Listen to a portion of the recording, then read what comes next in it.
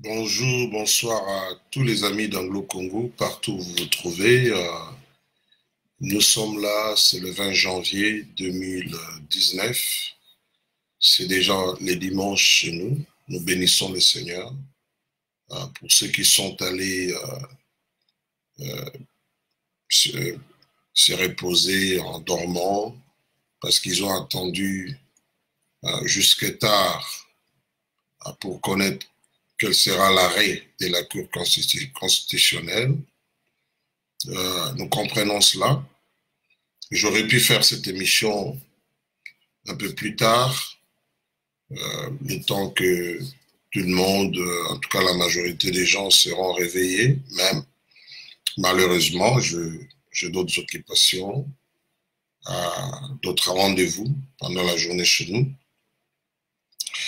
À chaud, nous voulons dire félicitations au nouvel élu, M. Félix Antoine Tshilombo Tshisekedi, qui est le 5e président de la République démocratique du Congo. Félicitations à son directeur de campagne et aussi son allié, parce que c'est une victoire collective. Donc, M. Vital Kamerhe, félicitations. Souvent, nous oublions à sa femme. Il est dit que derrière chaque grand homme, il y a une grande dame. Nous voulons étendre ces félicitations à sa femme, Denise Nyakeru. Félicitations à son parti.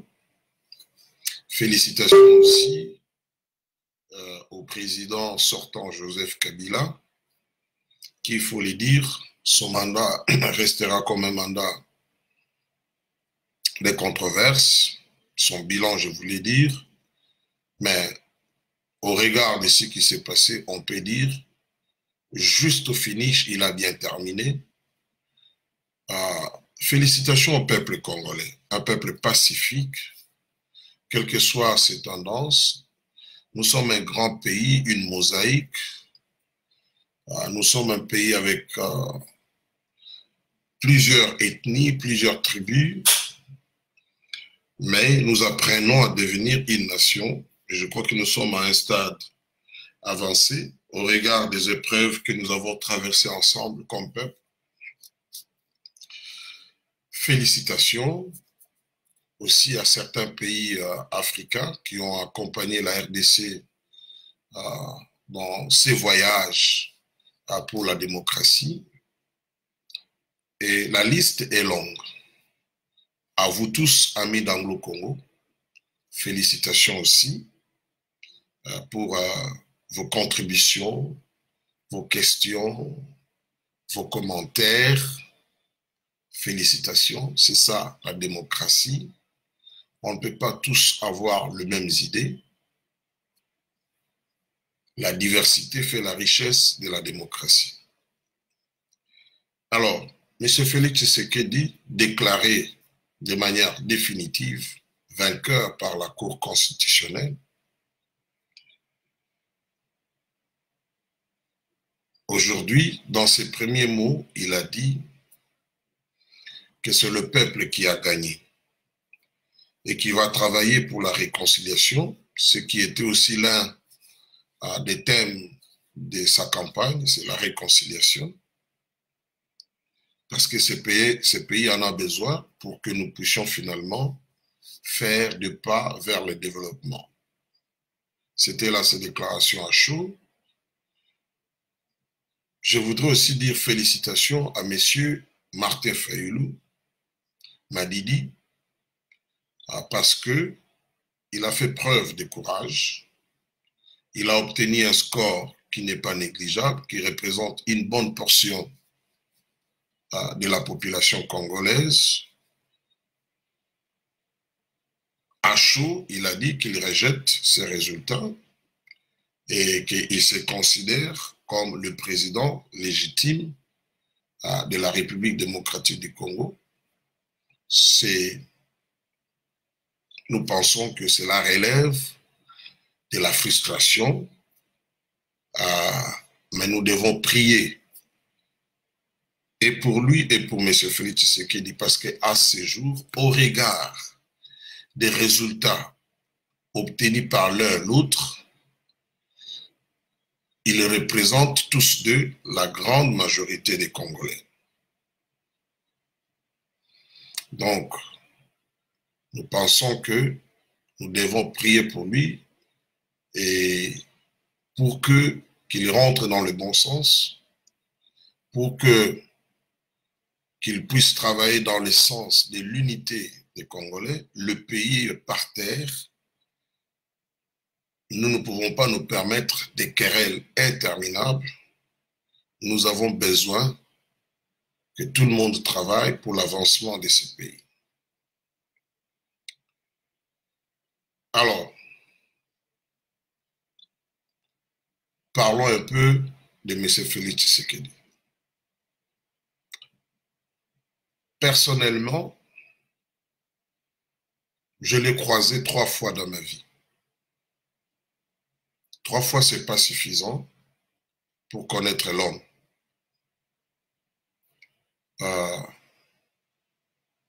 Une fois, c'était moins d'1 heure. Une autre fois encore, moins d'1 heure. La dernière fois que je l'ai vu, c'était pendant plusieurs heures. C'est un homme qui a une vision. Je n'en doute pas. C'est un homme qui a de la sagesse. Lors de nos entretiens, je cherchais à découvrir l'homme. Et ces entretiens, ce n'est pas dans une même année, 3 années différentes. J'avais découvert en lui la sagesse et surtout aussi un homme de paix. Un homme de paix. Je ne suis pas surpris qu'il parle de la réconciliation. C'est un chrétien qui croit que Dieu a la destinée des hommes. Qui croit que on est des humains, on a des faiblesses.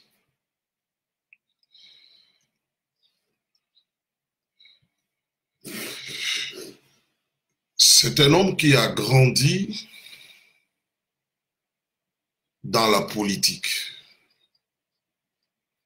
Et des gens pareils qui grandissent autour des hommes politiques, à l'instar de son défunt père, ils apprennent beaucoup. Ils apprennent même quand les gens ne font pas attention. Mandela, quand il avait décidé, alors que ça devait être Zuma qui devait lui succéder, mais quand il avait décidé que ça devait être Mbeki, beaucoup de gens au sein de l'ANC avaient boudé, n'étaient pas d'accord. Mais pour convaincre les cadres de l'ANC, Mandela avait dit une chose, ça fait 2 ans. Ce n'est pas moi qui dirige, c'est ce jeune homme. Mandela ajoutera, quand je parlais politique avec son père, il était en train de jouer à côté de nous. Il a appris la politique comme les enfants, par exemple, des pasteurs. Ce sont des gens qui, comme d'ailleurs beaucoup de leaders, ils ont un avantage de proximité. C'est des gens qui ont une certaine perception de la faiblesse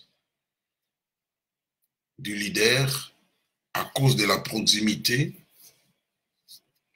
Il peut détecter quelle est la faiblesse de ce leader, de mon père, et souvent des choses qu'il perçoit, beaucoup de gens de l'extérieur ne voient pas ça. C'est comme M. Félix Tshisekedi. Il a été initié à la politique alors qu'il était encore très jeune.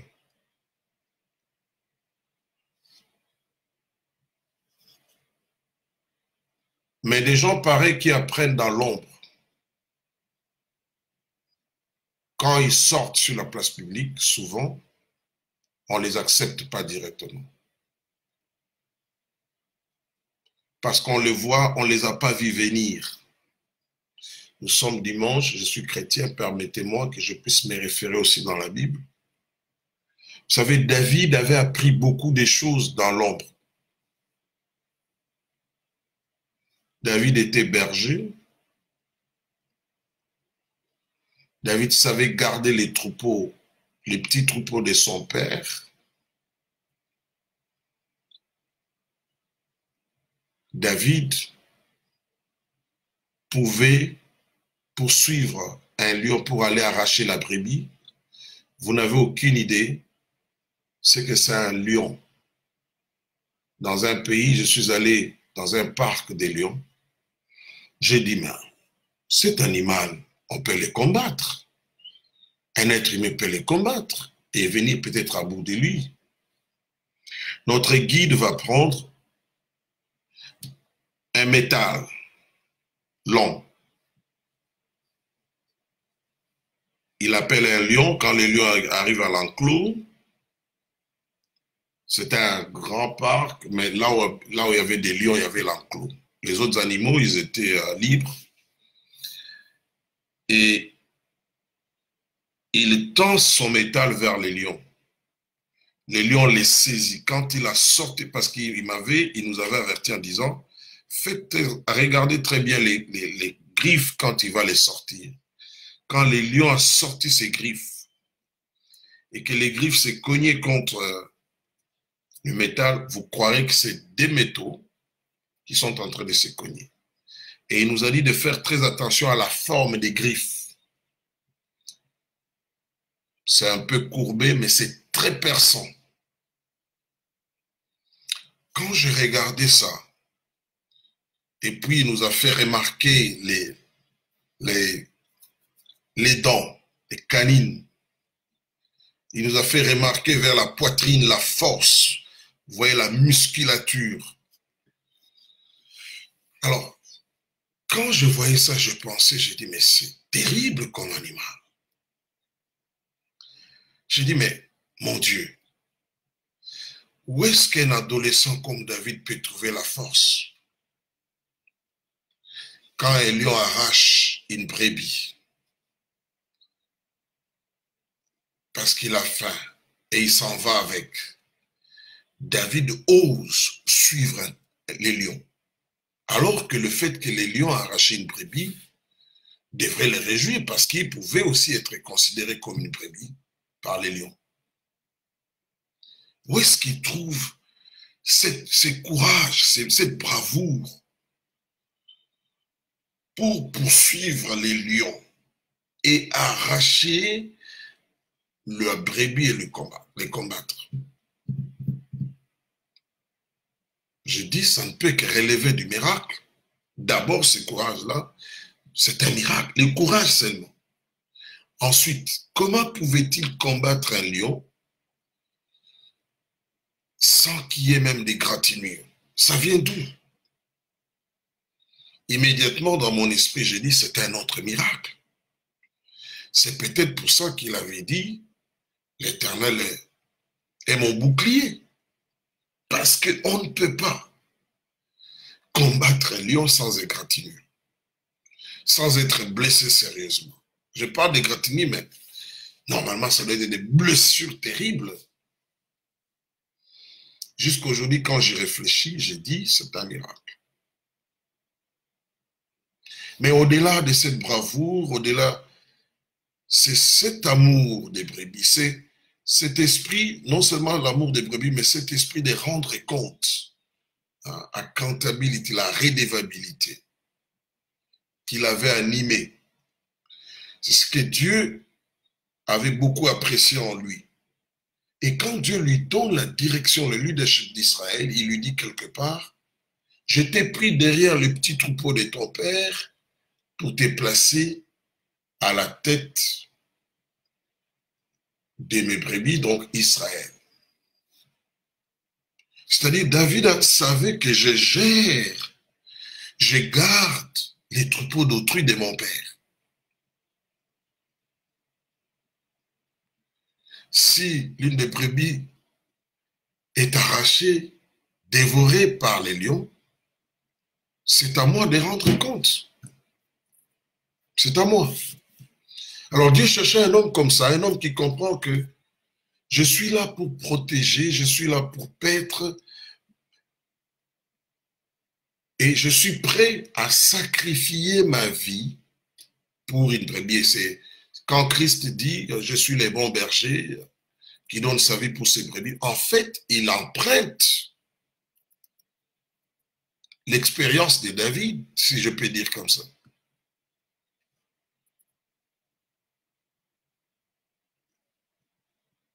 Alors, des gens pareils, certaines choses leur arrivent dans l'ombre. On n'est pas témoin. Souvent, ils ne sont pas acceptés. J'ai beaucoup réfléchi et j'ai médité, comme ce dimanche. Vous savez, en Israël, David n'était pas, personne ne croyait qu'il va diriger Israël.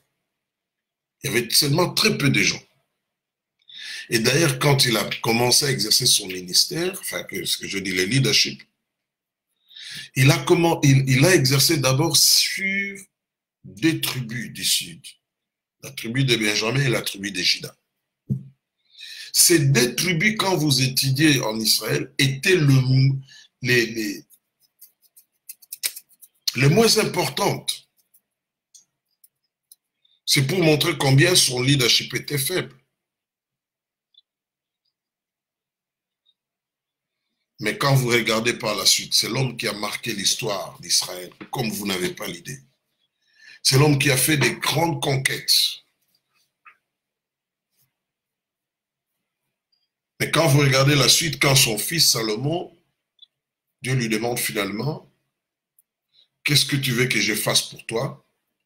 Salomon, pour avoir grandi, il a trouvé son père roi, ce qui n'est pas le cas pour David. C'est David qui devient roi pour la première fois dans sa famille. Et c'est énorme comme écart quand vous regardez les niveaux de sa famille et ce que lui est devenu. C'est énorme, c'est impensable. C'est comme quelqu'un qui a enjambé plusieurs étapes. Mais David a beaucoup appris dans l'ombre, beaucoup, en commençant par ce qu'il faisait en tant que berger, mais non seulement ça, en tant que musicien, dans la maison de Saoul, il a appris beaucoup de choses, mais non seulement ça, pendant la poursuite dont il était l'objet de la part de Saoul, il s'est retrouvé avec des gens qui avaient des problèmes avec Saoul, qui sont venus autour de lui, des gens que lui n'a jamais invités. Non seulement ça, la femme, la fille de Saoul. Beaucoup de gens, quand ils parlent de cette dame, ils parlent en négatif, mais c'était le mentor de David. Parce que quand Dieu te prépare dans l'ombre, il te donne des gens, des alliés et des ennemis, qui participent à bâtir ton leadership pour que tu sois prêt à répondre à une situation demain.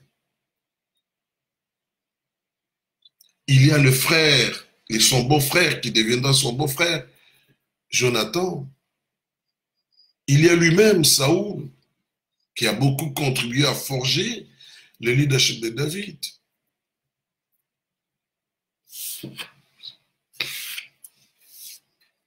J'ai l'impression, c'est une impression, mais je sens elle est forte, proche de la conviction, que M. Félix Tshisekedi sera un grand président. Vous savez, on ne devient pas grand parce qu'on a, par ses propres qualités d'abord. Non. Les circonstances. Quand Barack Obama s'est disputé le leadership avec Hillary Clinton, à un moment donné, c'était devenu clair que Barack Obama c'est lui le prochain président, il sera le prochain président des États-Unis.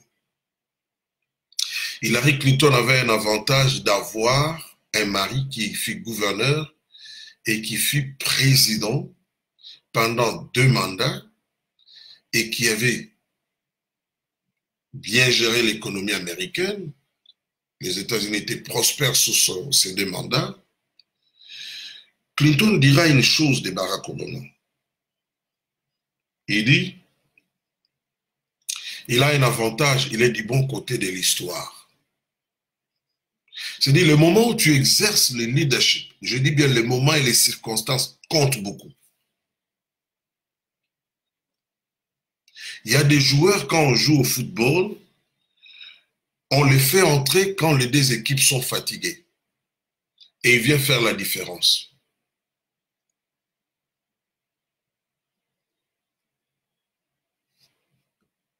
Les pays étaient au bord de la catastrophe. Je sais qu'il y a la catastrophe au Congo, mais d'une autre dimension. Et ici, nous voyons quelqu'un émerger. On peut tout dire.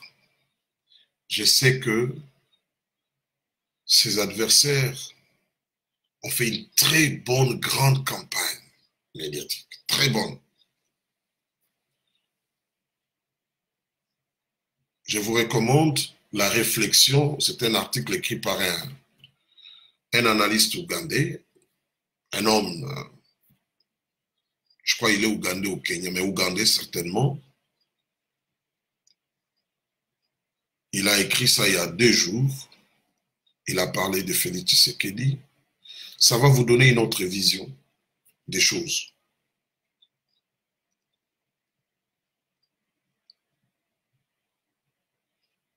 Félix intervient à un moment capital.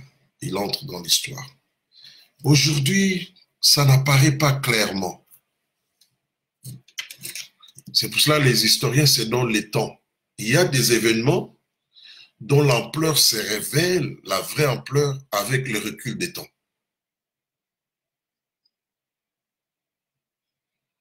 Mais il y a d'autres événements, c'est au moment où ça se passe que tout le monde voit que ça, c'est vraiment historique. Ça saute aux yeux. Mais il y a d'autres événements, il faut que le temps passe et quand on regarde derrière, on dit « Waouh, ça c'est grand, c'est énorme. » Mais comment on n'avait pas perçu ça? C'est ici que les changements ont commencé. Je ne prophétise pas.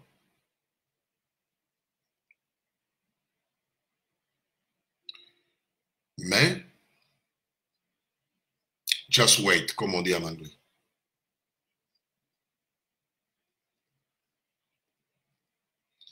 C'est le moment où il intervient. Je dis bien, c'est le moment où il intervient parce que Dieu combine les circonstances, les temps, et il fait jouer à un homme un rôle.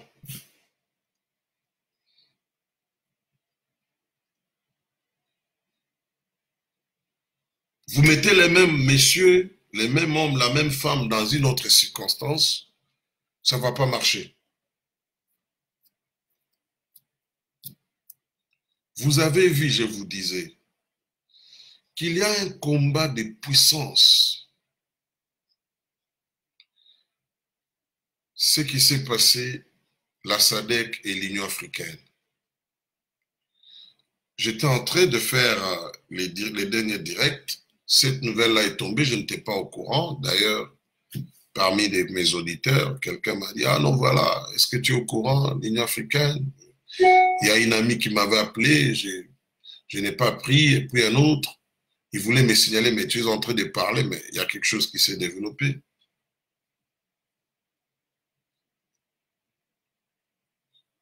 Les jours suivants, un journal proche du pouvoir en Angola relate ce qui s'est passé à l'Union africaine et ne fait pas mention de certaines choses. Je dis, something is wrong.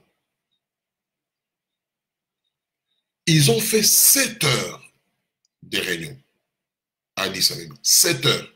Alors, si vous mettez toutes les heures passées, ce n'est pas moi qui l'ai dit, c'est le président zambien, dans une interview qu'il a accordée à ZNBC, il a dit, ils ont fait 7 heures. Un auditeur m'a appelé pour me dire que tu as raison. L'envoyé spécial de France 24, ces jours-là, en direct de Nairobi, avait dit que la réunion s'est terminée sans être communiqué. Le communiqué a été fait plus tard. On l'a fait pour tout le monde.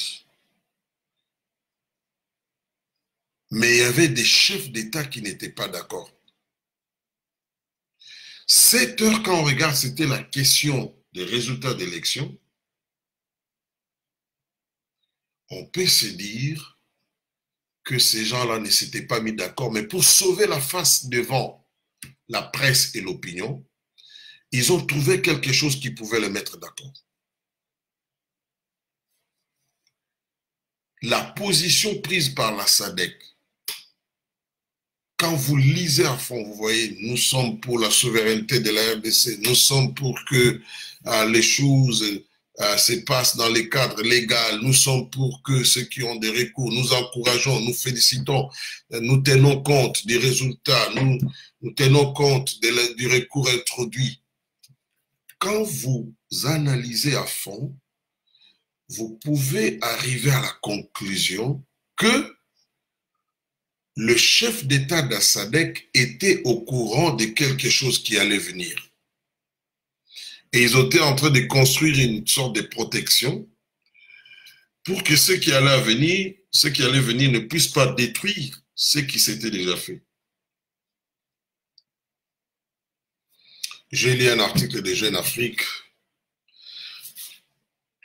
qui parlait des dessous de cette réunion et de ceux qui devraient venir, les Kagame et les autres chefs d'État de l'Union africaine. J'ai dit non. Il y avait des choses qui n'étaient pas vraies. C'est mon opinion. On dit que non, le président sud-africain avait subi des pressions. C'est vrai qu'il y avait des coups de fil passés à gauche, à droite pour préparer cette réunion, tout ça. Mais l'Afrique du Sud n'est pas allée isolée dans cette affaire. La SADC y est allée comme un corps avec une position à défendre contre la position des autres.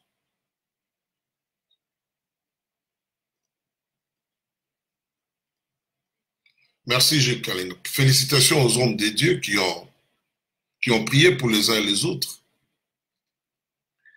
Hein, pour Fayulu, pour Félix Tshisekedi. Et qui ont prié aussi pour le pays. Félicitations à eux. Alors, pour entrer dans ce que je disais, la SADC est allée avec une position ferme. Et les autres avaient aussi une position. Pour la première fois dans l'histoire de l'Union africaine, on a traité des résultats. Et on a demandé qu'on puisse suspendre la publication des résultats. Vous n'avez qu'à regarder la plupart des chefs d'État qui étaient là. Très peu d'entre eux ont été démocratiquement élus, très peu. Certains sont élus avec des scores staliniens. Pourquoi, pour la première fois, l'Union africaine est sortie de sa ligne de conduite? Les intérêts, les enjeux sont tellement énormes que l'Union africaine, disons une partie, s'est permis de sortir de sa ligne.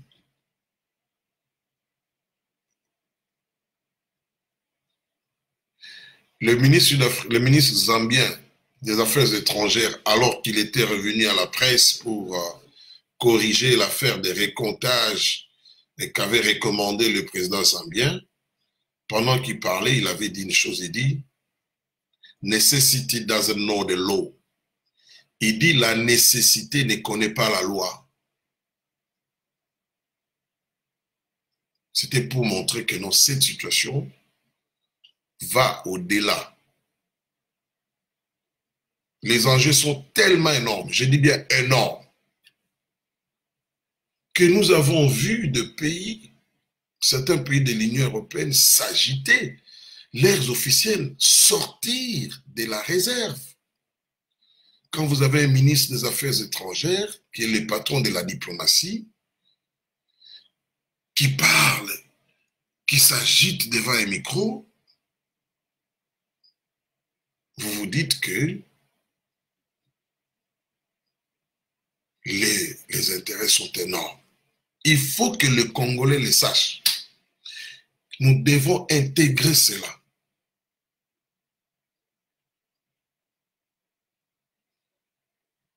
Nous devons, je dis bien, nous devons intégrer cela. Ma prière est que les dirigeants congolais, peu importe leur plateforme, ils doivent faire comprendre au peuple qu'est-ce qu'est le Congo. C'est très important. Parce que si vous ne dites pas à un enfant que voilà, cet objet qui est dans la maison est cher, l'enfant risque d'échanger cet objet avec quelque chose qui n'a pas de valeur, mais qui lui plaît. C'est très important.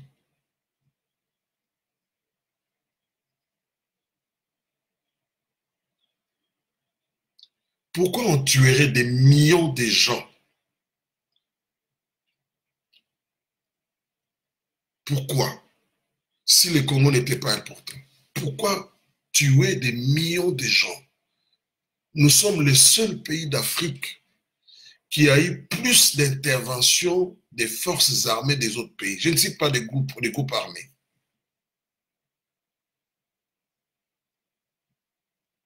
Le seul pays au monde qui a la plus grande mission de paix depuis qu'on a créé la Société des Nations et les Nations Unies. Pourquoi?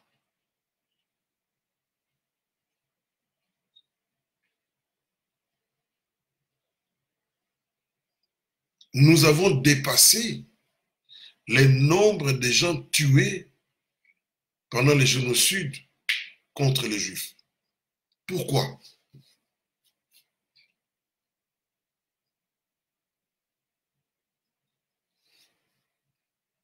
Nous devons intégrer cela. Nous devons comprendre que nous avons un pays béni, très béni. J'ai eu la chance de sillonner quelques provinces au Congo. Je vous dis, c'est un pays très béni.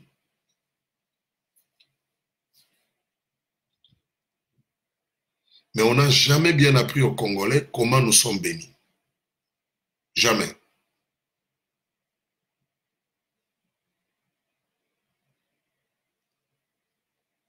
Nous nous réveillons un matin, nous voyons les gens commencent à se battre, s'entretuer, des puissances extérieures intervenir. L'Afrique s'est réunie de manière exceptionnelle à cause de ces élections. Est-ce que c'est à cause de ces élections? Non. Les intérêts. Si M. Félix Tshisekedi comprend bien ces choses,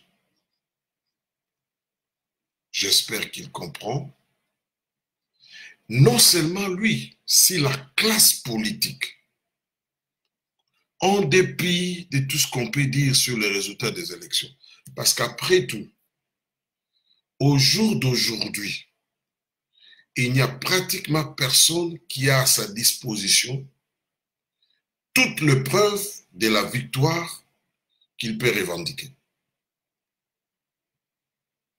Je l'avais dit, et vous voyez, la Cour constitutionnelle, sur le plan du droit, je dis bien, j'ai causé avec un juriste, il m'a dit sur le plan du droit, il est difficile que la Cour puisse dire que M. Fayoulou a gagné. Et je vis un frère d'IMLC, je ne vais pas citer son nom, qui a dit sur le plan du droit, nous sommes perdants. Je dis sur le plan du droit.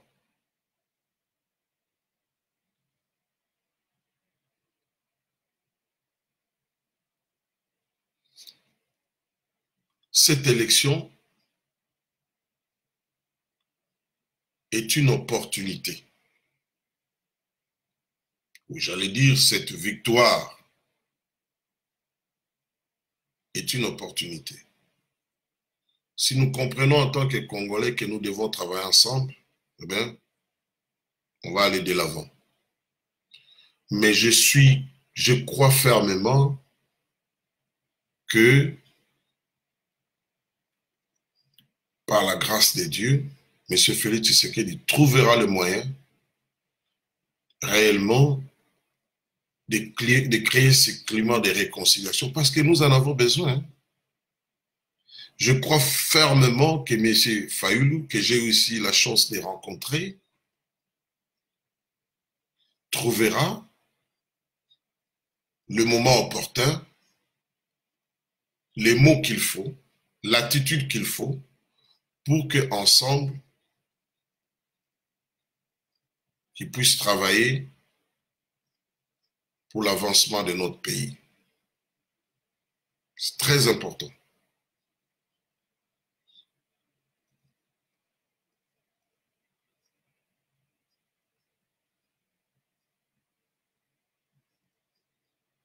Ce pays a une opportunité. Aujourd'hui, nous pouvons faire un pas pour dire que devons-nous faire de ce pays. Si ce pays ne se relève pas économiquement, tant soit peu,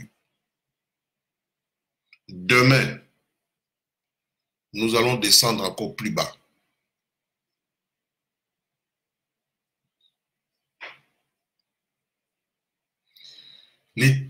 Célébrer la victoire, c'est bien, c'est pas mauvais. Mais le plus dur est devant nous.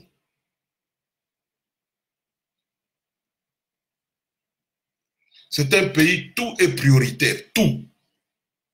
Tous les secteurs sont prioritaires.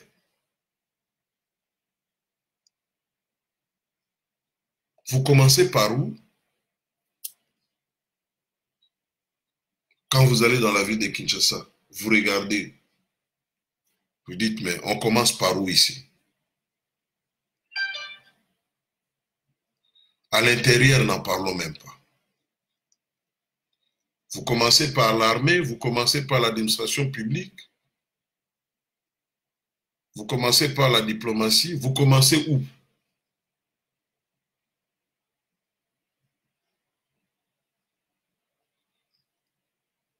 Tout est prioritaire, donc il faut que M. Félix Tshisekedi et tous les autres acteurs politiques trouvent les bons réflexes pour donner un go à ce pays.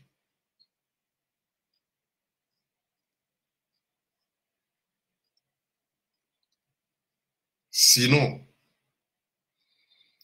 on ratera cette opportunité et je peux vous garantir, si on rate ces départs, on va encore attendre.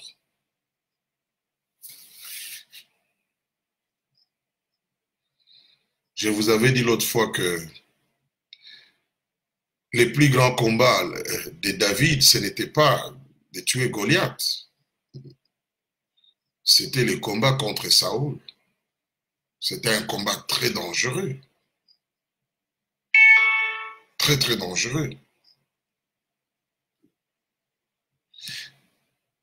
Quand un Américain officiel dit dans la presse que ce pays est tellement stratégique pour nous, au point que notre vie en dépend au quotidien, alors à combien plus forte raison le pays de l'Europe? Parce que l'Europe est en pleine crise. L'Europe est en pleine crise. à l'exception un peu de l'Angleterre, de l'Allemagne et des pays de Scandinavie. Mais le reste des pays, Belgique, France, Italie, Espagne,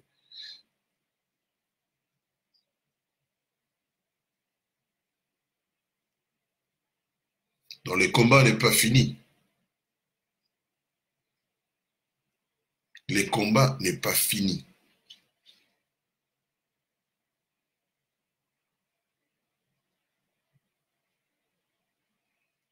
Pendant longtemps, les gens ont survécu même grâce au désordre qu'il y avait au Congo. Ce désordre a alimenté beaucoup d'intérêts économiques à travers le monde. Et aujourd'hui, paf, les Américains mettent leurs pieds, je n'ai pas honte de les dire. Les concours de circonstances ont fait que les Américains, dans leur soif de certains minéraux, ont joué pour que nous puissions avoir ces résultats. Je les disais.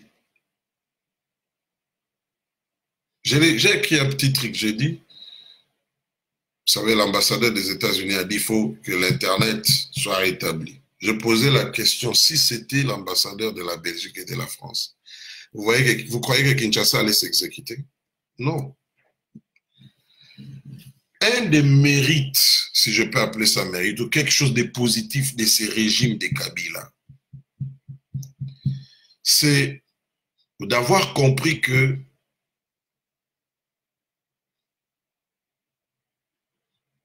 l'essor de leur pouvoir dépendait beaucoup plus des Américains que des Européens. Et quand ils ont compris ça, dans leur gestion, dans tout ce qu'ils ont fait, ils se sont entêtés contre ces deux pays, les quelques pays européens.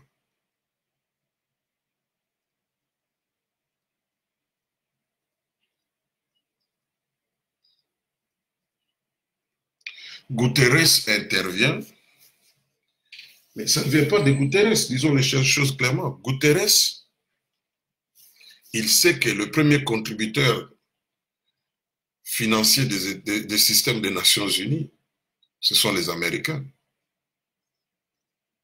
Guterres a des dossiers. Si aujourd'hui les Américains décident de le faire partir, il va partir. Sepp Blatter, le président de la FIFA, quand il a donné la Coupe du Monde à la Russie, les Américains ont dit, bon voilà, ce que nous savions sur toi, nous allons mettre ça sur la place publique. Et lui et les Platini sont partis. Hein. Cette affaire a été déclenchée par l'FBI. Hein. N'oubliez pas, hein. Ça coûtait cher à Sepp Blatter.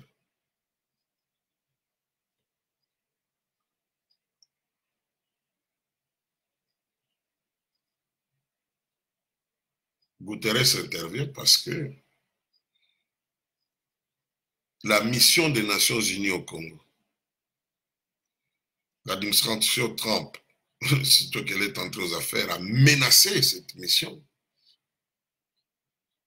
en disant, mais vous êtes là, on tue les gens, et vous êtes en train de soutenir le gouvernement, donc l'armée congolaise. Ils ont menacé de réduire le budget de cette mission.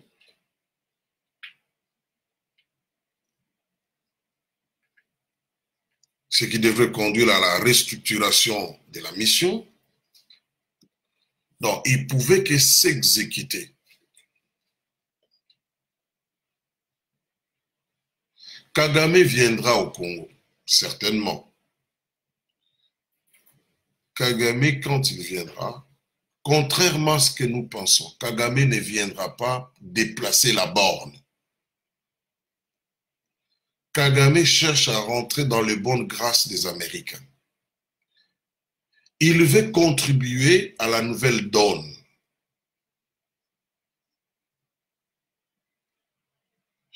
Il veut poser un acte qui va accompagner les Américains dans la nouvelle situation du Congo. Parce que le changement au Congo, qu'on le veuille ou pas, affectera le pays des Grands Lacs.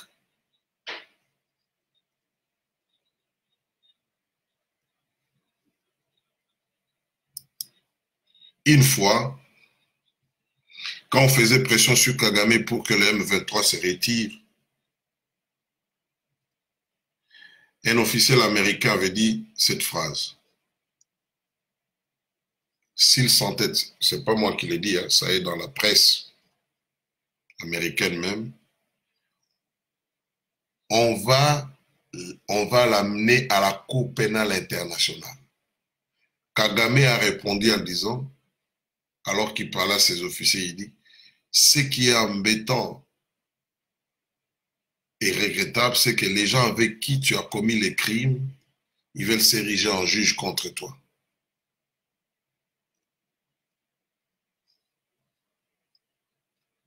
Les dossiers Congo, c'est un dossier qui a beaucoup profité à Kagame, mais c'est aussi un dossier très dangereux pour lui.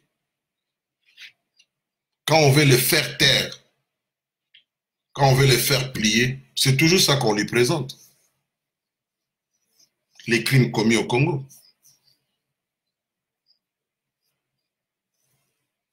Et quand on lui a dit ça, le M23 s'est arrêté. Ce que nous avons vécu avec les Mamadou Ndara, il faut qu'on dise la vérité aujourd'hui, en fait, ils occupaient beaucoup plus les territoires abandonnés par le M23. Souvenez-vous, les retraits de M23 étaient négociés à Nairobi. Et les gens oublient souvent, quand je parlais de Nairobi, des caches, les ah non, mais les dossiers M23, retrait a été négocié à Nairobi. Même à l'époque de Mobutu, la première rencontre au plus haut niveau entre les officiels de l'AFDEL et le gouvernement zaïrois à l'époque, c'est Kengo Adondo, qui avait représenté le gouvernement zaïrois, c'était à Nairobi.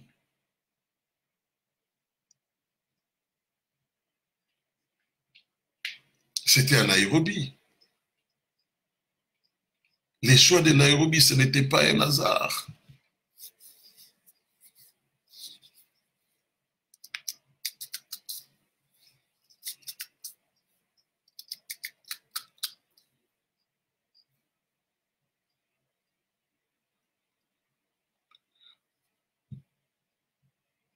Les gens pensent que, il y en a qui disent, ah non, on va, des gens vont prendre des armes, et je dis, vous ne comprenez pas. Les militaires américains qui sont au Gabon, ils sont plus de 80. Et notre confrère, notre frère Jean-Jacques Wundu, moi je l'avais dit dans une analyse, j'ai dit quand on vous donne l'effectif des militaires, il faut toujours se méfier. Aucune armée ne donne le vrai effectif des militaires. Je vous donne un exemple. La RDC signe un accord avec le Rwanda pour déployer les militaires rwandais sur le territoire congolais, donc à l'est. Kabila communique les chiffres, ils ont son gouvernement. Vous connaissez cette histoire, a créé des problèmes,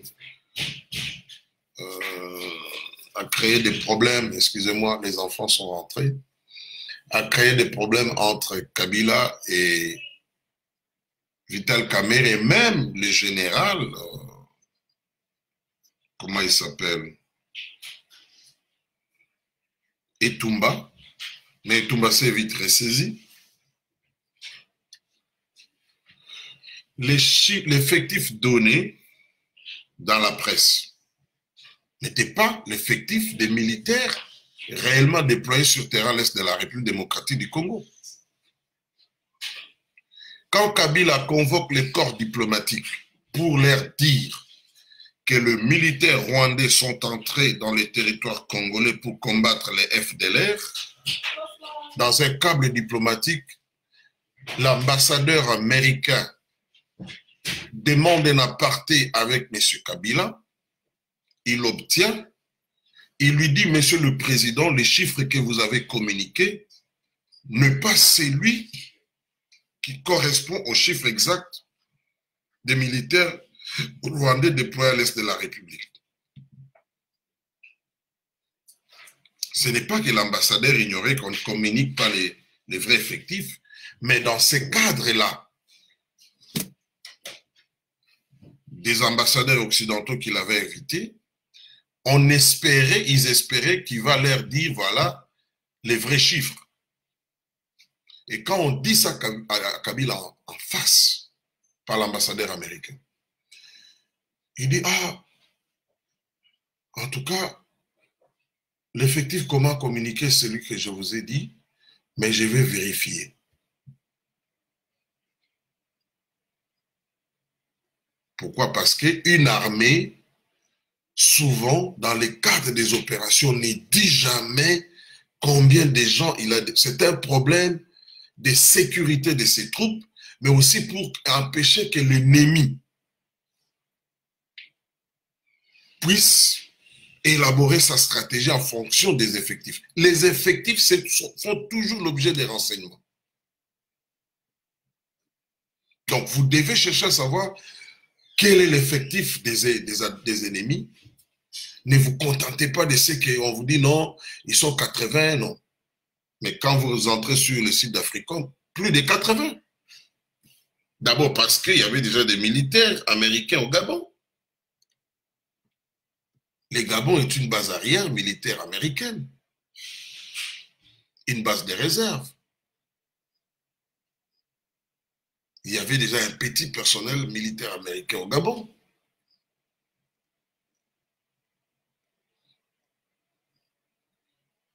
Les gens ne savent pas. Un coup, quand je parle d'un coup, c'est-à-dire que Kinshasa a le brûlé. Aujourd'hui, je vous l'ai dit. Ce n'est même pas les gens de Lamouka. Pendant qu'on faisait pression sur Kabila, on lui disait qu'il faut transférer pacifiquement le pouvoir, chose qui vient de se faire maintenant. Bon, disons que ça va se faire quand il y aura passation du pouvoir. Il envoyait des signaux comme si il s'exécutait, mais sur terrain, l'homme renforçait ses capacités militaires. Il a acheté des armes ces 3 dernières années comme jamais avant. Le nombre de mercenaires.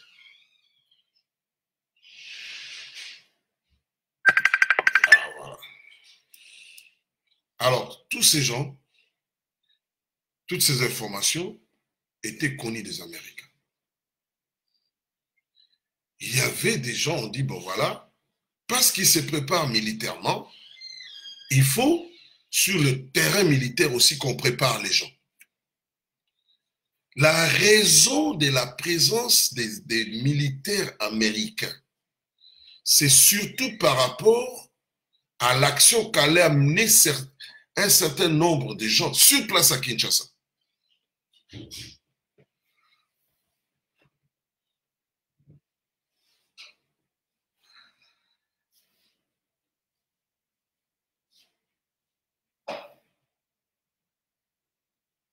Sur place à Kinshasa.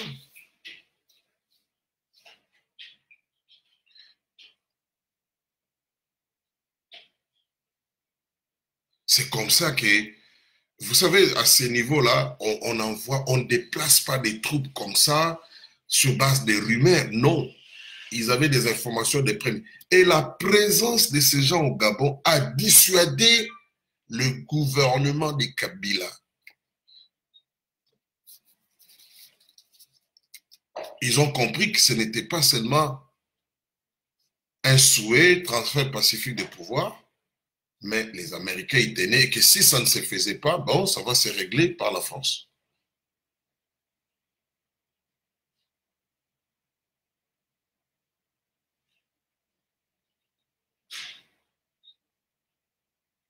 On a frôlé la catastrophe. Je dis bien frôlé, une vraie catastrophe. C'est pas pour rien lui-même Sassou Nguesso, par exemple. Il a convoqué des chefs d'État pour dire, hé, mais ça va brûler ici.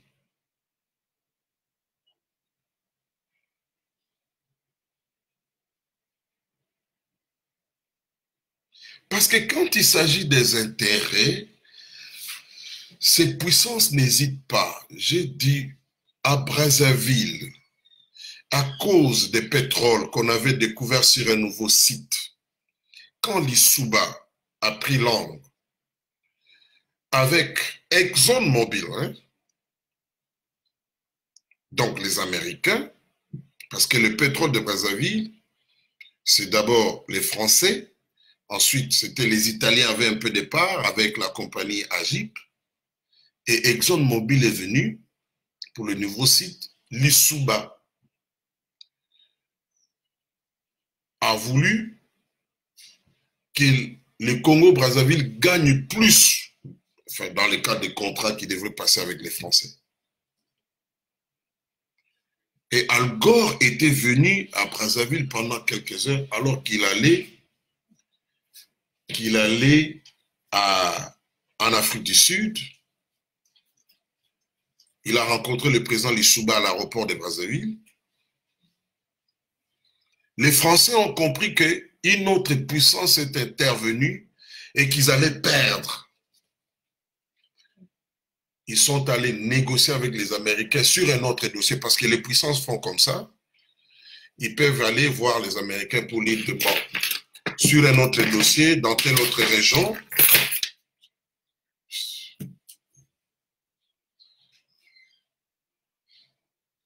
nous pouvons faire des concessions. Alors faites aussi des concessions pour nous dans tel dossier. Et ils vont étudier, les Américains vont voir, bon, qu'est-ce que nous allons gagner plus, et c'est de ce côté ou de l'autre.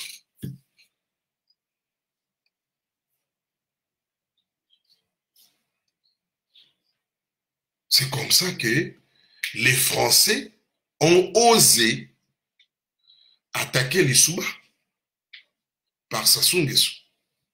La guerre a commencé en plein Brazzaville. Je dis bien, en plein Brazzaville. L'Issouba pensait qu'il aura le soutien des Américains. Il a attendu. Enfin, c'était des déclarations en nous demandant que nous respecter les pouvoirs en place, que les choses se règlent par la paix. Il n'a jamais obtenu. Pourquoi? Parce que les Français avaient négocié autrement avec les Américains sur un autre dossier. Et au finish, quand on avait eu l'impression, parce qu'il avait fait aussi appel à des mercenaires, il a acheté des armes, on a vu que cette guerre allait durer. On a fait intervenir l'Angola. C'est l'Angola qui a mis fin à la guerre de Brazzaville. En 3 jours. On a bombardé après Brazzaville. Tout ça, retenez au centre quoi? Les intérêts, le pétrole, les nouveaux sites qu'on avait découverts. J'ai une vidéo où l'Issouba est allé, après la guerre, il est allé aux États-Unis dire aux Américains qu'est-ce qui s'est passé, tout ça, comment la France, avec El Fakiten, l'ont fait partir du pays.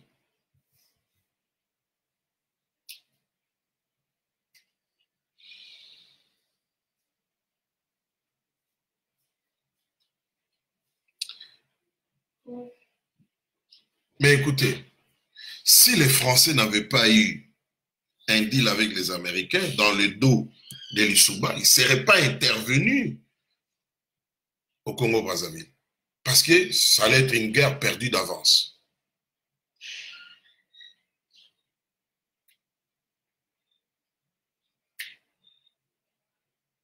On n'engage pas une nation dans une guerre parce qu'on est fâché. Non, on regarde la capacité militaire des adversaires. On se dit on peut aller ou on ne peut pas aller. Parce qu'une défaite, ça peut avoir des conséquences terribles dans la suite. Sur le plan diplomatique, c'est terrible. Les Français étaient sûrs que le monsieur n'aura pas l'appui des Américains. Allez, allons-y.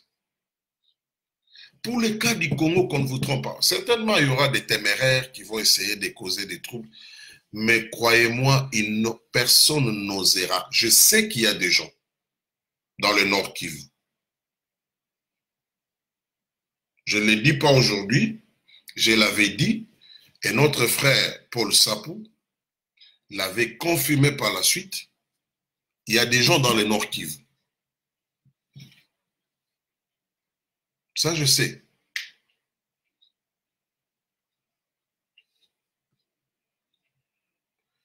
Mais croyez-moi, ils ne vont pas oser. Et en plus,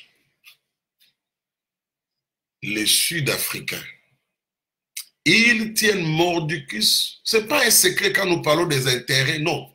Dans chaque pays, il y a des intérêts des autres pays. Vous allez en Afrique du Sud, il y a des intérêts américains là-bas. Il y en a. Il y a à peu près 25 compagnies américaines en Afrique du Sud.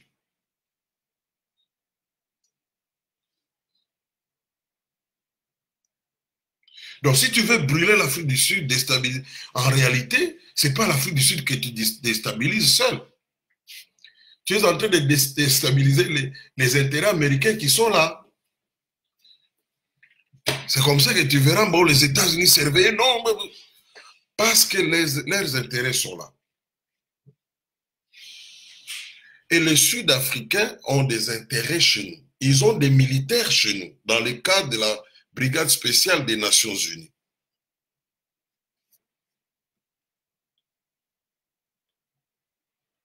C'est eux qui ont entraîné les Malawites qui n'ont pas d'intérêt chez nous. Les Malawites n'ont pas d'intérêt chez nous. Dans cette brigade. Pour donner un caractère régional à cette brigade.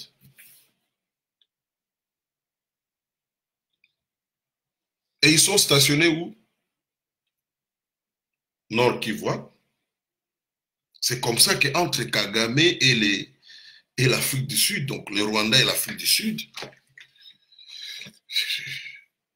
vous voyez, ça ne passe pas. C'est à peine que, d'ailleurs, il y a une histoire maintenant, l'histoire de Karegeya, qu'on avait tué en Afrique du Sud. Parce que quand vous tuez un opposant comme ça dans un pays où il a trouvé refuge, vous envoyez des clandestins qui vont tuer, c'est en fait une insulte pour cette puissance-là. Vous voulez dire que vos services ne sont pas efficaces.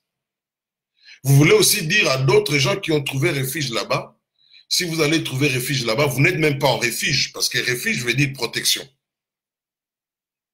Le concept fondamental d'un refuge, c'est la protection. Moi, j'ai été interprète des réfugiés dans un pays. Quand on leur pose des questions, on cherche tout simplement à savoir, premièrement, si ta vie personnellement a été en danger. Deuxièmement, parce que c'est ça ce qui va te qualifier pour qu'on dise que le pays où tu es allé pour te déclarer réfugié te donne la refuge. On appelle ça d'ailleurs la protection. C'est pour cela que vous trouverez dans le bureau des HCR, il y a ce qu'on appelle officier de protection ou protecteur. C'est la personne qui te fait l'interview pour savoir est-ce qu'on doit te protéger.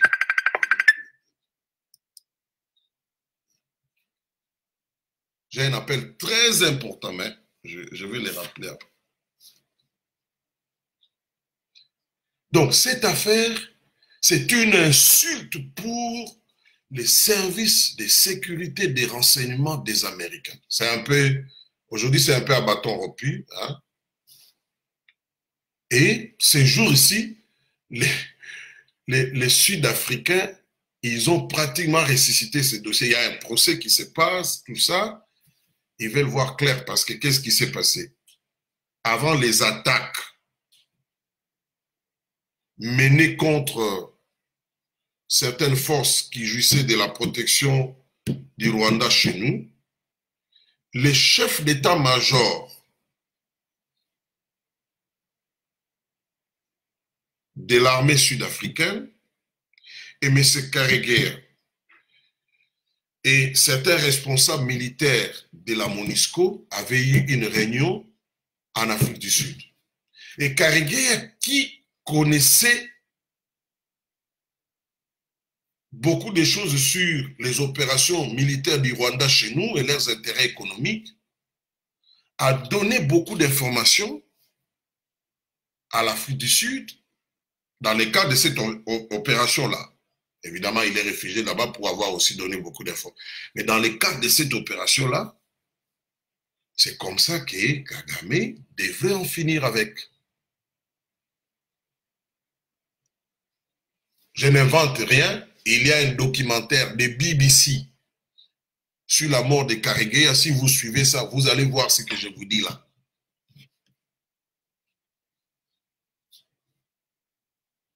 Et quand on va tuer un homme comme ça,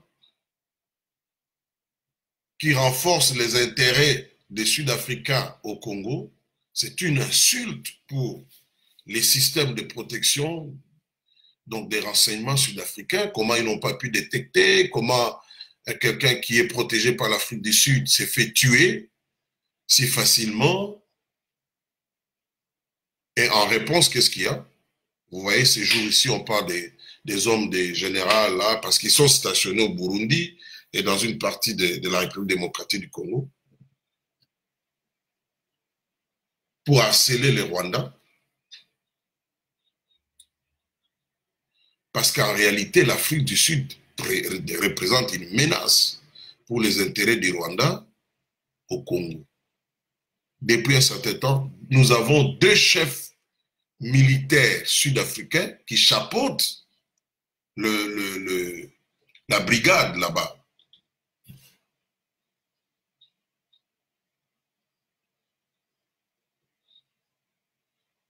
Et c'est l'ensemble de toutes ces forces qui se battent chez nous qui finalement nous a amenés dans cette situation. On a dit, bon, écoutez, bon, il y a des puissances qui se sont dit, qui étaient coalisées ensemble, qui se sont dit, bon, maintenant, nous allons nous appuyer sur la souveraineté, le peuple congolais,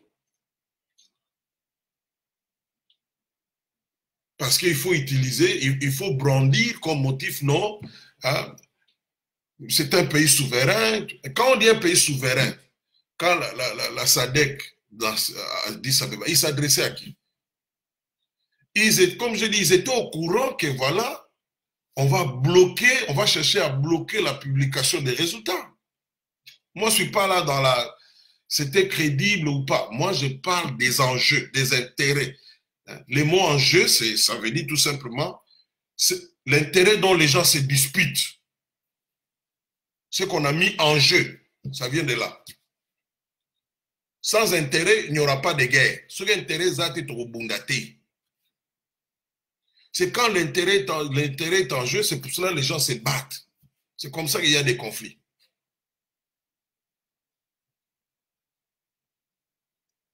Alors, nous avons là une donne qui, si nous travaillons bien, si les nouvelles autorités comprennent, nous pouvons partir de là parce que nous avons un potentiel qui peut nous permettre de nous relancer en peu d'années et rattraper beaucoup de pays de la sous-région.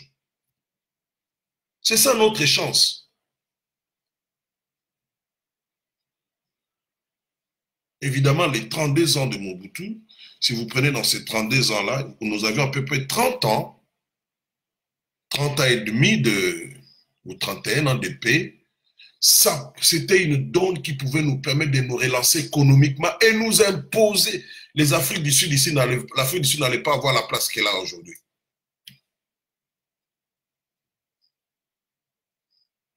L'Angola est sorti d'une guerre de 25 ans, une guerre très meurtrière. 25 ans, quart de siècle de guerre. Mais aussitôt qu'ils ont eu la paix, en 10 ans, l'Angola a fait beaucoup de choses, hein, au point de se faire respecter dans notre sous-région. L'Angola. Vous prenez un pays comme la Guinée équatoriale, c'est un dictateur qui est là-bas. Son fils est en train de voler, lui-même détourne de l'argent. Mais dès qu'ils ont eu un peu de ressources qu'on avait découvertes là-bas, mais allez voir Malabo. Je ne dis pas que c'est un pays développé, mais quand on arrive, on constate un changement énorme. Mais il y a eu aussi des détournements. Ce n'est pas une démocratie, je le répète.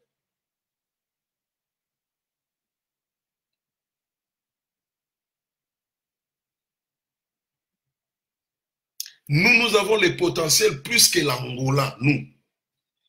Si nous avons 10 ans de paix, on est parti, hein? 10 ans de paix combinés, plus ou moins d'une bonne gestion.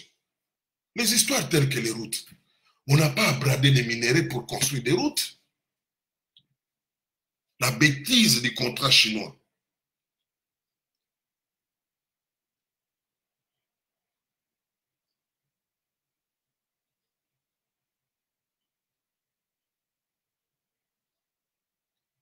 Tous ces pays que nous voyons de l'Afrique de l'Est, de l'Afrique australe, où il y a des routes, parce qu'il y a un réseau routier en Zambie, il y a un réseau routier réel au Zimbabwe, il y a un réseau routier au Botswana, il y a un réseau routier en Namibie. Vous pouvez quitter de Dar es Salaam par bus, il y a des bus qui quittent Dar es Salaam jusqu'à Johannesburg. Bus. Vous quittez Dar es Salaam, vous entrez en Zambie, Zambie, vous entrez au Zimbabwe, Zimbabwe, vous entrez en Afrique du Sud. État de route très bon. Il y a des bus, il y a des Tanzaniens qui voyagent comme ça. Et une fois même, j'ai vu un bus quitter Kampala.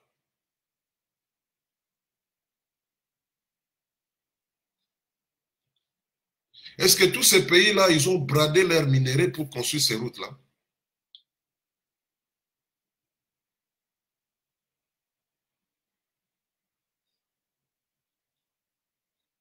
Un pays comme le Malawi, c'est un pays très pauvre.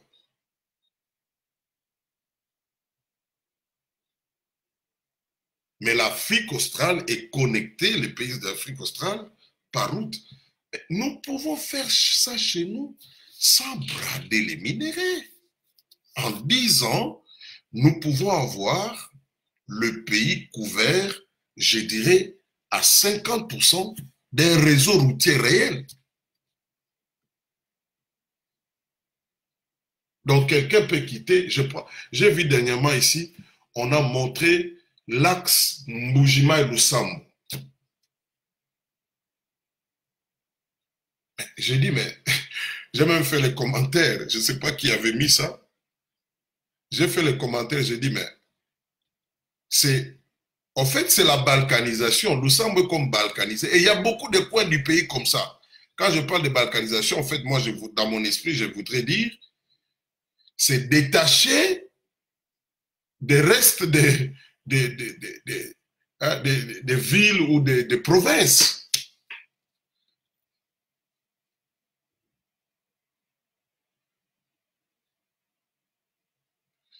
Quand vous regardez la province de Kindu, par exemple, Kindu, qui fait frontière avec les Kasaï, il y a très peu d'échanges entre... Beaucoup de gens ne savent pas parce que très peu d'échanges entre Kindu et les Kasaï.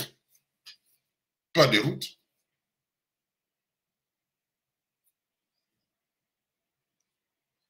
Alors que c'est des provinces voisines.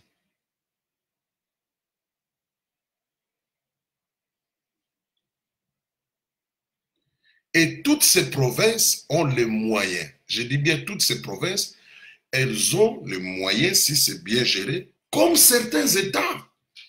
Il y a des provinces au Congo qui sont plus riches que le Burundi. Une seule province.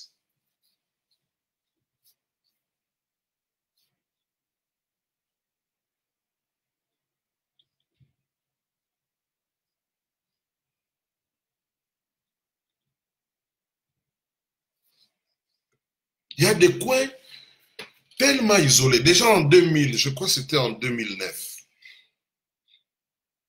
un expert de l'Union africaine était parti. Vous voyez là, on parle de Yumbi, tout ça dans la partie de Maïndombela. Il est entré là-bas à l'intérieur. Il avait dit sur RFI que les populations qui habitaient là-bas étaient plus isolées de la capitale qu'à l'époque coloniale.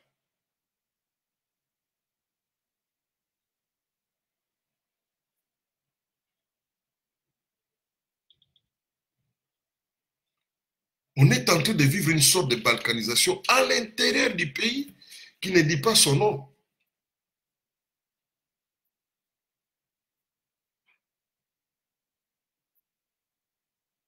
Pour quitter Kinshasa, 2000 km, je crois 2000, de Kinshasa jusqu'à Lubumbashi, vous ne pouvez pas faire ça par véhicule.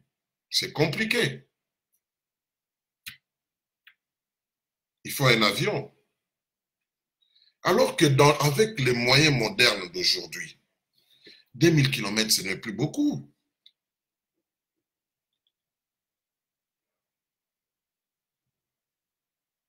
Les Katanga étaient en mesure de construire des routes. Pas seulement à l'intérieur du Katanga, parce que l'économie, ce n'est pas seulement les mines là. Les Katanga, avec ses ressources propres, peut construire des routes qui connectent les Katanga, de très bonnes routes, au Kassai, jusqu'à même Bandundu.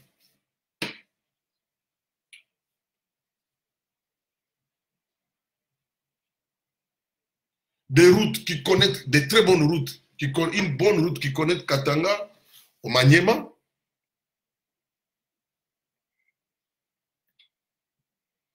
Quand vous avez plus de 300 tracts, je parle des tracts, qui sortent chaque jour avec des minéraux, jusqu'au moment où je vous parle, des minéraux. Et quels minéraux?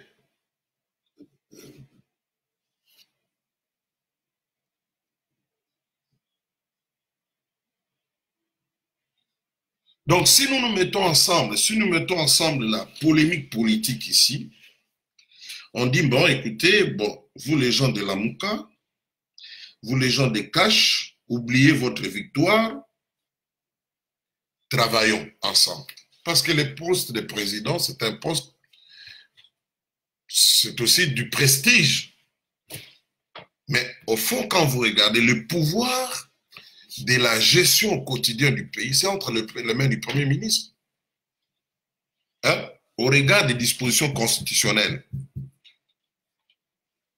de la Constitution du Congo, un gouverneur de province chez nous, si réellement on lui laisse exercer ses fonctions selon la Constitution, mais il peut être à la base des grands changements. Mais nous parlons de Moïse Katumbi.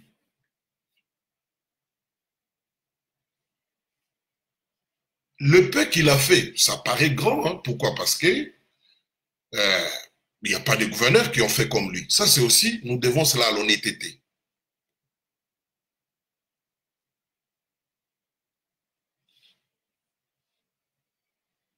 Quand vous allez au Katanga, bon, il y a des sectes. La pauvreté n'est pas finie au Katanga, il faut qu'on ne vous trompe pas.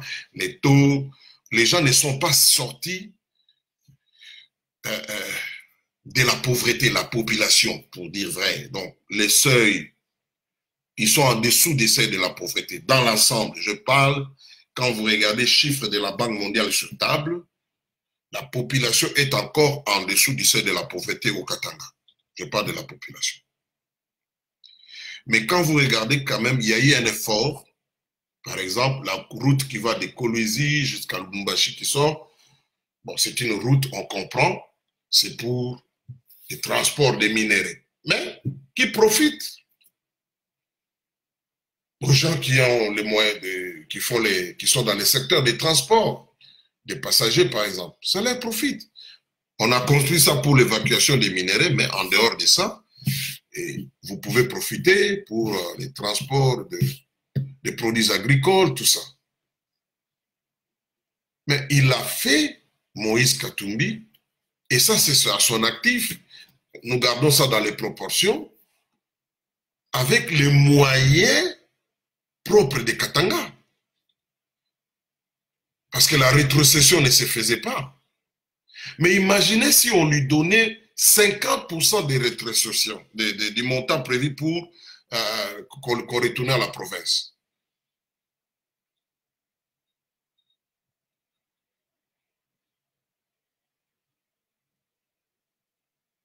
Il y a moyen que ces provinces-là puissent en 10 ans devenir de vraies entités économiques qui peuvent s'autofinancer même à 20%.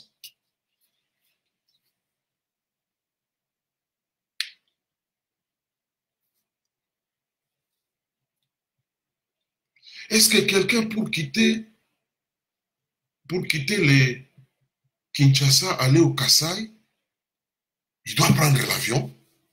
Parce qu'entre le Kasaï et les Kinshasa, c'est Bandung.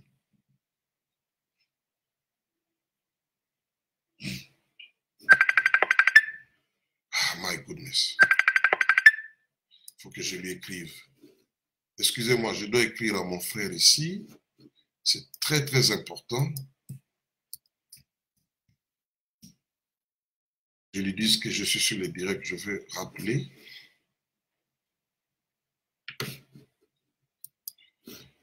Donc, j'ai pris que Dieu donne la sagesse, au nouveau président, Félix Tshisekedi, et au nouveau leader, je considère comme leader de l'opposition, M. Fayulu, parce que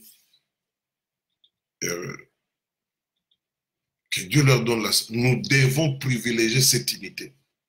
Je ne suis pas un rêveur. Je sais que ce n'est pas facile. Mais si jamais ils se ressaisissent, si jamais la main tendue de M. Félix Tshisekedi est acceptée, je crois que on peut créer les conditions d'un minimum d'unité nationale, un consensus autour d'un programme du gouvernement. Même les gens qui sont dans les FCC, ce sont des Congolais, tous ne sont pas pourris.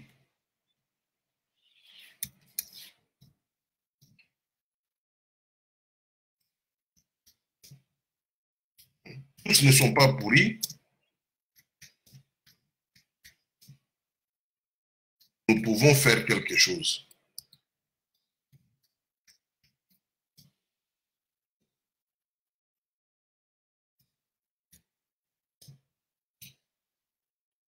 À la paix, bien sûr.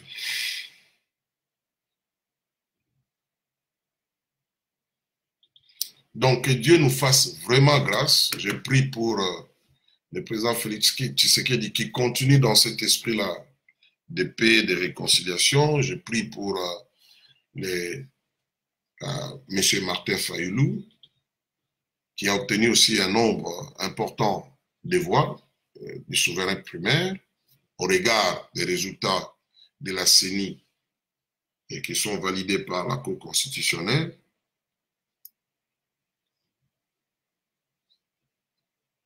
Qui mettent l'intérêt supérieur de la nation au-delà de tout. Je sais qu'il y a des forces qui agissent derrière. Les églises ont un rôle à jouer, notamment l'église catholique. Qu'elle fasse vraiment un effort d'être au-dessus de la mêlée, hein, qu'elle ne soit pas instrumentalisée par les forces externes, parce que quand ces puissances, par exemple européennes, comme elles sont en crise, les autorités qui sont là doivent répondre au taux de chômage galopant, essayer de booster leur économie. Ils vont le faire au détriment de nous, les Congolais.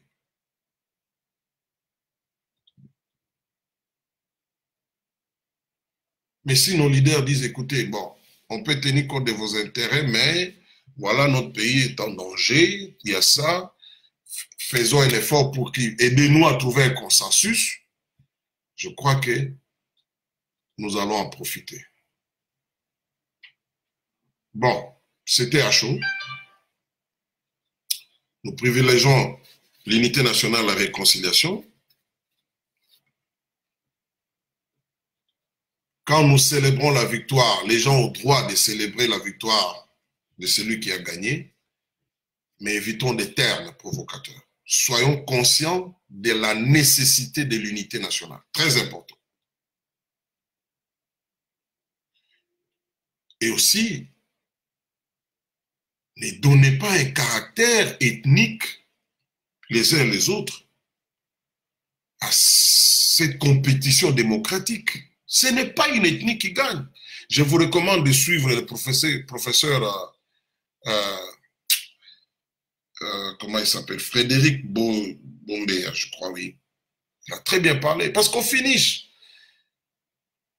quand vous regardez à l'époque de Mobutu, comme il l'avait dit, si c'était réellement que si quelqu'un de l'Équateur est au pouvoir, ça va profiter aux ressortissants de sa province d'origine. Donc, l'Équateur, on devait y trouver des autoroutes. Mais ce n'est pas le cas. Regardez tous les premiers ministres qui sont passés. Très peu ont fait des choses qui ont profité à leur province d'origine. Et d'ailleurs, ce n'est pas ça le but. Quand vous êtes aux affaires, ce n'est pas pour le compte de votre ethnie, de votre... Non.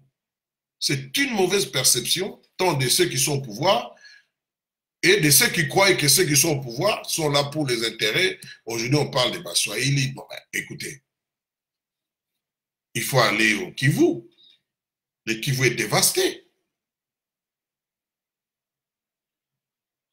Encore que il n'y a pas une ethnie Baswahili au Congo. Hein? Ça n'existe pas. Donc souvent, c'est une clique de gens, une minorité qui profite, mais qui fanatisent pour leurs intérêts, hein, les ressortissants de leur province. Mais au finish, pas de développement dans cette province-là. Et vous allez vous battre pour rien, parce que l'Africain, quand on lui parle de son ethnie, ah, Fingata Mbokanaye, un pays naïe, mais c'est Fingi ethnie naïe. Ça c'est vrai pour tous les Africains. Hey, là, c'est là, ils vont te montrer que bon, ma patrie, c'est... Hein, on doit sortir de ça. Les politiciens, quand il est en mal, quand il n'a plus de programme, hein, alors il se recourt à ça. Il recourt à ça et puis comment, non, voilà. Non, on ne doit pas aussi indexer les gens par rapport à leur... Non. Biloko les a mythe. Oh, pouvoir des églises Bangala. Mais Bangala, qu'est-ce que les Bangala ont gagné? Rien. Au pouvoir, il y a Katangé. Mais qu'est-ce que les Katangés ont gagné? Rien. Allez à Kamina pour voir les sous-développements. Allez à Kapanga, je ne sais pas moi. Allez à Malembankulu.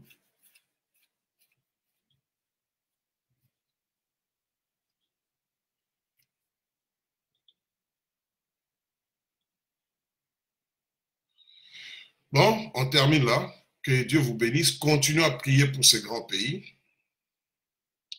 C'était le dimanche. Ce n'est pas vraiment une analyse comme telle, mais on a besoin d'être unis, de voir plus le pays bâtir une grande économie. Notre démocratie peut avoir des faiblesses. Et nous apprenons toujours, la Chine n'est pas un pays démocratique, mais ils ont compris que dans ce monde, si vous n'êtes pas économiquement fort, même si vous êtes un pays très démocratique, eh bien, vous êtes faible dans les concerts des nations. Tous ces pays dits des vieilles démocraties, mais il y en a qui vont commander de l'argent en Chine. La Chine n'est pas un pays démocratique. La Chine se fait respecter parce qu'ils ont compris que bâtissons notre pays, devenons économiquement forts. Si la démocratie viendra, tant mieux. Soyons unis et la Chine s'impose.